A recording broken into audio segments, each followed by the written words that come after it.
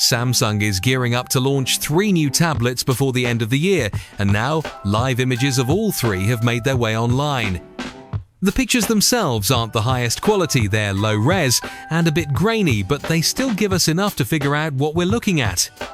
For years now, Samsung's Ultra tablets have all featured that signature wide notch up top, housing dual 12-megapixel front cameras. One was a regular wide lens and the other was ultra-wide, offering flexibility for video calls and framing. But based on leaked render and this new live image of the Tab S11 Ultra, Samsung may have trimmed things down to a single camera in a smaller, water drop style notch. It's a noticeable design shift, and depending on what Samsung is planning, it could either be a smart move or a downgrade. There's a chance they're swapping in a high-resolution ultra-wide sensor that can digitally crop to simulate a regular field of view, which would allow them to drop the second lens without sacrificing versatility. If they also bring back 4K 60 frames per second video recording on the front camera, something the Tab S8 Ultra supported but was oddly missing from the S9 and S10 Ultra, then this might actually be an upgrade in disguise. Anyway, looking at the rest of the design, the Tab S11 Ultra carries that ultra-premium look.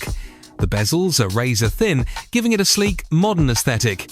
Meanwhile, the other 2 tablets, the Tab S10 Lite and the standard Tab S11, have noticeably thicker bezels, and both appear to include a single front camera as well.